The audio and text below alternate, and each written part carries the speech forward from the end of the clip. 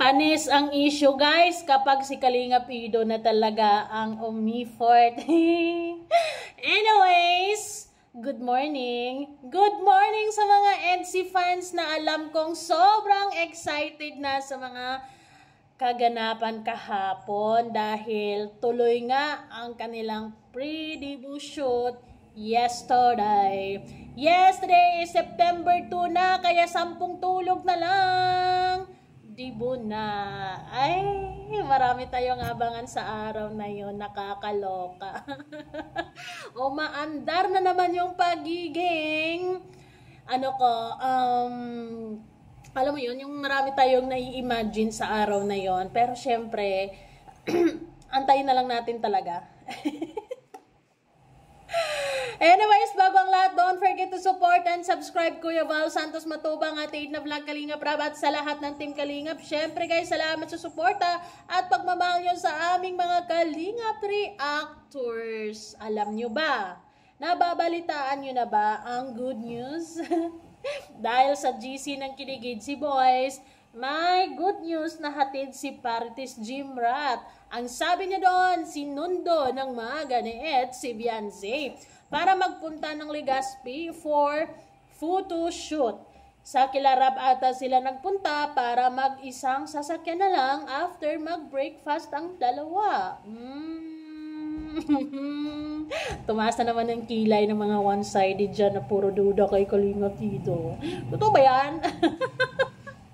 Sabi pa, dagdag pa niya partida. Wala pang tulog yan kasi 12 midnight nag-live pa. Oh, effort. Yes. Kapag mahal mo, mag-effort ka. Kapag mahal mo, hindi mo inaalintana ang puyat dahil masaya ka naman sa lahat ng ginagawa mo na yan. Ayan. Kalinga Pido todo support para sa photoshoot. Kaya panis ang mga issues nyo kahit walang tulog, tuloy. 'Di ba? Siyempre naman, kapag andyan si Kalinga Pido, kapag wala yung importanteng ginawa, or actually kapag may mga schedule lang, ang tanging makakasira ng schedule niya guys, ay si Beyonce lamang. At masaya siya dyan. Diba? So talagang, hindi yan basta-basta iasa ni Kalinga Pido. O, sabay ka na lang dito, dyan. And, kapag andyan talaga, siya yung nangunguna, siya yung maghatid sundo talaga. Of course, heavy duties yun eh. Diba? Kaya sana, sa mga one-sided dyan, na medyo na impluwensyahan na naman sila sa kanigahan ni Joanna. Ewan ko sa inyo kung bakit kayo laging nagpapadala, binabalik at binabalik nyo yung mga lumang issue na hindi naman na dapat. Dahil nasagot naman na yan. Kung ako sa inyo, bakit kayo bumabalik doon sa isyong matagal na? 'Di ba? Tapos na eh. Na ano na yun eh, nalagpasan na natin yun eh. Bakit binabalik nyo? Bakit hindi kayo mag-focus sa present at sa mga efforts ni Kalinga Pido ngayon? 'Di ba? Dahil yung mga yun ay puro lang naman yun, Mima. Para bang iwan ko na lang, no? Sa mga one-sided fans talaga. Kumbaga yung tiwala nila kay Kalinga Pido 50-50 eh. 'Di ba? Yung tipong may mabash lang talaga sila kay Kalinga Pido kahit alam nilang matagal na pinapatulan, kahit alam nilang matagal na kinakabahan, kahit alam nilang matagal na hindi pa rin sila mapapanatag. Kahit nakikita at nararamdaman naman nila si Kalinga Pido kung gaano siya kaseryoso kay Beyonce. Mag-i-effort ba yan na maghahatid doon ng ulam para kay Beyonce? Kung wala lang, 'di ba? Mag-i-effort ba yan ng ganyan kung wala lang, 'di ba? I-photoshoot mo yan eh. Ano ako, 'di ba? Kung wala lang, hindi yan gigising ng mga gabala ka diyan. 'Di ba? Ganon ang system niyan. Pero dahil si Kalinga Pido ay paulit-ulit na niyang sinasabi na mahal na niya nga ni. Oh, partida guys, wala pang tulog yan, pero porsigidong pumunta. 'Di ba? Ganon ang mga efforts ng mga mga hobby goals, yung mga hobby talaga na inaalagaan at inaalala ang safety ni wifey. Anyways, kung ako sa mga EDSI fans, wag niyo nang aksayahin yung mga oras niyo sa pag-iisip doon sa mga bagay na matagal nang tapos na. 'Di ba? Matagal nang inamag na. Pilit yung ibinabalik yung sarili nyo doon sa mga panahong matagal na na hindi na nga dapat natin iniisip because focus tayo sa ngayon. Focus tayo sa present and future. Kasi yun ang mahalaga. Kaysa naman dapas, ay nabubuhay kayo sa dapas. Hindi maganda yan. It's a sign of weakness. It's a sign of hindi ka talaga Edsy solid. Ano ka talaga? Medyo Edsy. Ganun lang, medya, 'di ba? Hindi 101 eh.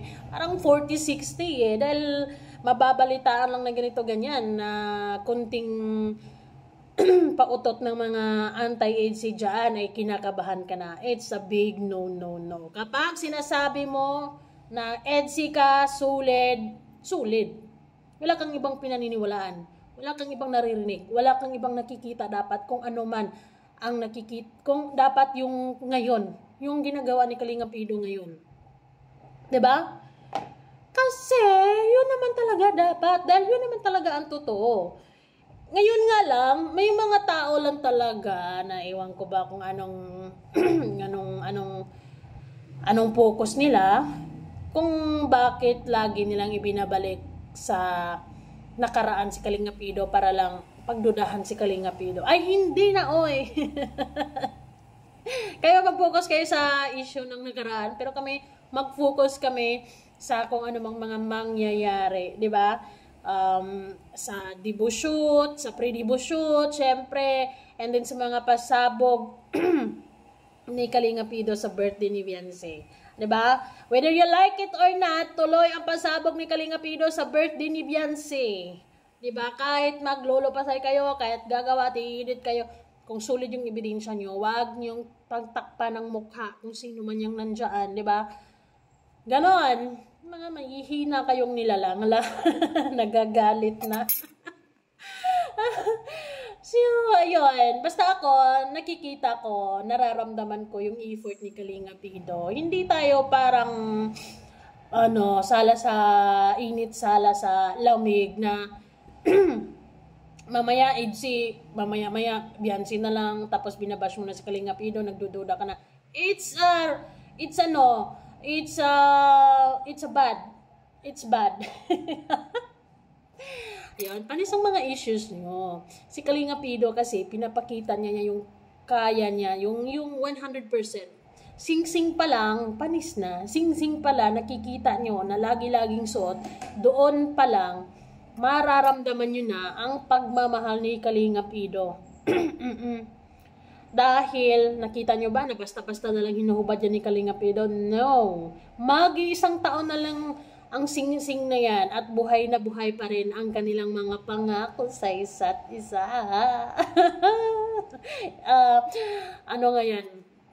Feeling ko uulitin ni Kalingap Ido yung mga pangako niyan sa sing-sing na yan. Naalala mo pa ba? Yung binigay ko sa'yo nung nakaraan, di ba? Isang taon na to. Walang nagbabago, agoy.